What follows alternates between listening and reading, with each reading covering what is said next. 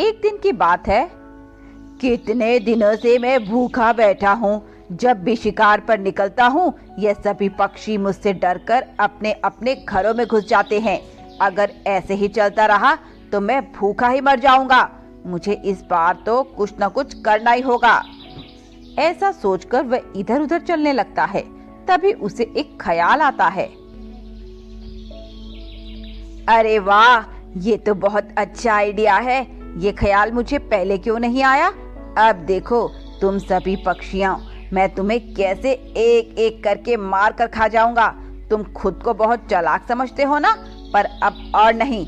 मैं भी देखता हूँ तुम अपनी चालाकी कैसे दिखाते हो। बाज आज थोड़ा सा खून अपने ऊपर लगाकर टीनू तोते के पास जाता है और उससे रोते रोते बोलता है, तोते, मुझे तुम्हारी मदद चाहिए। मेरी पत्नी का एक्सीडेंट हो गया है और उसे खून की बहुत ज्यादा जरूरत है, तो तुम मेरे साथ चलो। पर तुम्हारी पत्नी तो एक बाज है ना, और मैं एक तोता, तो भला मैं तुम्हारी पत्नी को कैसे खून दे सकता हूँ। टीनू तोते, मैं तुमसे सच कह रहा हूँ, तुम मेरा विश्वास करो। तुम्हें क्या लगता है मैं तुमसे झूठ बोल रहा हूँ? यह खून जो मेरे शरीर पर लगा हुआ है, यह सब दिखावा है। नहीं बाज भाई, मैंने ऐसा नहीं कहा। मैं तो बस तुमसे यूं ही पूछ रहा हूँ। देखो टीनू तोते, मुझे तुरंत तुम्हारे खून की जरूरत है। अगर तुम मेरे साथ चल सकते हो तो चलो, वरना मैं किसी और से मदद मांगने चला जाता हूँ। टीनू तोते को उसकी बात सुनकर उस पर तरस आ जाता है और वह उसकी मदद करने के लिए तैयार हो जाता है। ठीक है बाज, मैं तुम्हारी मदद करने के लिए तैयार हूँ। चलो, कहाँ चलना है? चलो, तुम मेरे साथ चलो। अब वो बाज टीनू तोते को अपने साथ एक जंगल में लेकर आ जाता है। जंगल बहुत सुनसान था, जिसे देखकर टीनू को बाज पर शक हो जाता है। ये तुम मुझे कहाँ ले आए हो? यहाँ तो कोई हॉस्पिटल नजर नहीं आ रहा। बेवकूफ, तुझे क्या लगता है मैं सच में तुझे किसी हॉस्पिटल में लेके जाऊंगा? नादान है तू, जो मेरी फितरत आज तक नहीं समझ पाया। बाज, तूने अच्छा नहीं किया। मैं तुझे छोड़ूंगा नहीं। टीनू कुछ कर पाता उससे पहले ही बाज उसे मार देता है और टीनू मर जाता है। फिर बाज उसे खा जाता है। वाह भाई वाह, मजा आ गया। कितने दिनों बाद आज पेट भर के भोजन मिला है। बस अब ऐसे ही मेरा नाटक चलता रहे और ये बेवकूफ पक्षी मेरी बातों में फंसते रहे, फिर मुझे कभी भी खाने की कमी नहीं होगी। अगले दिन बाज आज भी कोई योजना बना रहा था। कल तो तोते का शिकार कर लिया, अब किसका शिकार किया जाए? तभी उसे लाडो कबूतरी का ख्याल आता है और वे आज फिर अपने ऊपर खून के छींटे मारकर और रोंदी शक्ल बनाकर लाडो कबूतरी के पास जाता है। हाय रे, मैं तो बर्बाद हो गया, लुट गया। क्या हुआ बाज भाई, आप रो क्यों रहे हो? और ये खून के छींटे, ये कैसे? अरे मैं तुम्हें क्या बताऊं लाडो बहन, मैं तो कहीं का नहीं रहा। मेरी पत्नी का एक्सीडेंट हो गया है और उसका बहुत खून बह गया और उसे जल्द ही खून की जरूरत है, पर मैं कहाँ से खून लाऊं?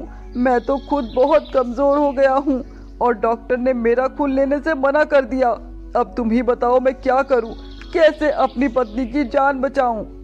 उसे ऐसी हालत में देखकर लाडो को उस पर तरस आ जाता है और वह उससे कहती है, अरे बाज भाई, आप रोना बंद करो और आप घबराओ मत। मैं आपकी पत्नी को खून दूंगी और उनकी मदद करूंगी और देखना वो जल्दी ही ठीक हो जाएंगी। लाडो बहन, तुम कितनी अच्छी हो, भगवान तुम्हें लंबी उम्र दे।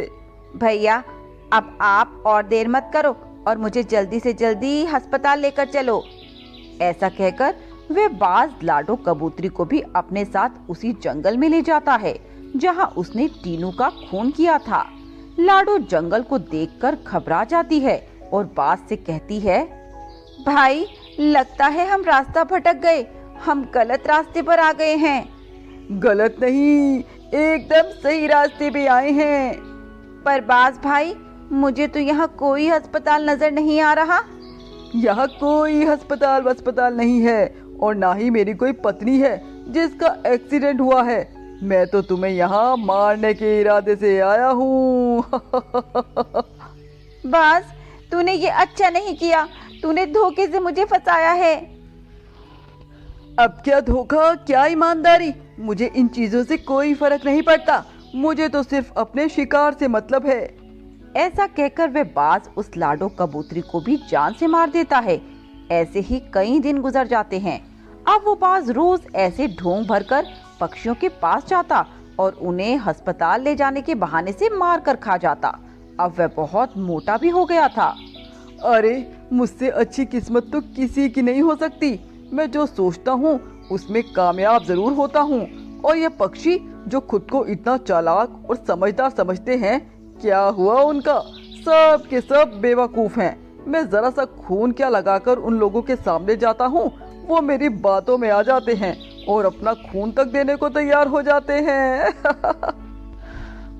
बहुत दिन हो गए किसी चिड़िया का मांस खाए हुए। मैंने कबूतर, तोता, बंदर, मैना सभी के मांस खा लिए, पर अब तक किसी चिड़िया का मांस नहीं खाया। क्या करूं, किसका शिकार करूं? तभी उसे टुनटुनी चिड़िया का ख्याल आता है। अरे, मैं टुनटुनी के बारे में कैसे भूल गया, वो भी तो एक चिड़िया है।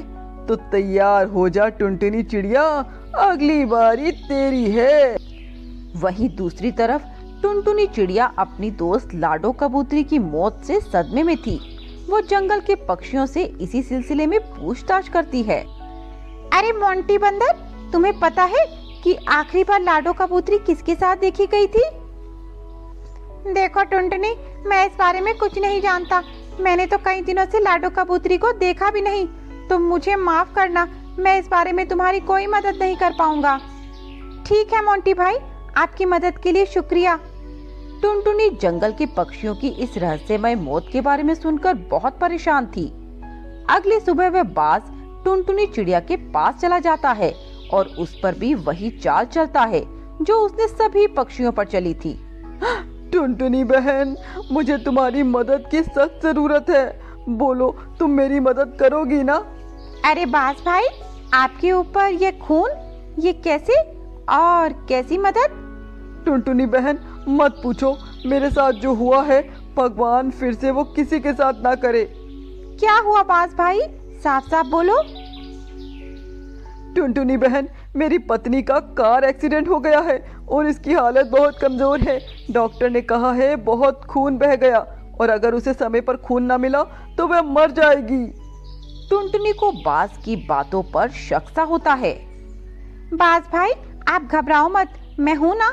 मैं आपकी पत्नी को अपना खून दूंगी, बस आप मुझे 1 मिनट दो। ऐसा कहकर वह अपने घर के अंदर जाती है और कुछ समय के बाद बाहर आ जाती है। चलो बाज भाई, जल्दी चलो, वरना कहीं देर ना हो जाए। ऐसा कहकर टुनटुनी उस बाज के साथ चल देती है और कुछ दूर पहुंचने के बाद उसी जंगल में पहुंच जाती है।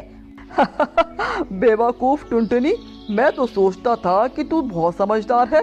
तुझे जाल में फंसाना मेरे लिए आसान नहीं होगा, पर मैं गलत साबित हो गया। तू तो इस जंगल की सबसे बड़ी बेवकूफ निकली। तुझसे ज्यादा अकल से तो पैदल चिड़िया मैंने आज तक नहीं देखी। हंस ले बेटा, हंस ले, जी भर के हंस ले, क्योंकि तेरी ये आखिरी हंसी है। आज के बाद तू हंसने के काबिल तो क्या, सांस लेने के काबिल भी नहीं रहेगा। बाज टुनटुनी की ये बात सुनकर हैरान हो जाता है। कहना क्या चाहती हो तुम? मैं कुछ नहीं कहूंगी, बल्कि तुझे कुछ दिखाऊंगी, वो देख।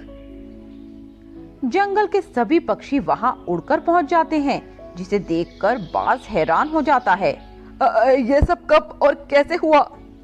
ये तब हुआ जब मैं 2 मिनट के लिए अपने घर के अंदर गई थी। मैं पहले ही तेरी चाल समझ गई थी, इसीलिए मैंने जल्दी अपने दोस्तों को व्हाट्सएप पे एक मैसेज डाल दिया और मेरे पीछे पीछे आने को कहा, और देखो ये सब आ गए। प्लान तो अच्छा था। सच कहूँ तो पहली बार मुझे कोई मेरी टक्कर का मिला है, पर तुम सभी जरा जरा से पक्षी मेरा क्या बिगाड़ लोगे? ये मत भूलना कि बूंद बूंद से सागर भरता है।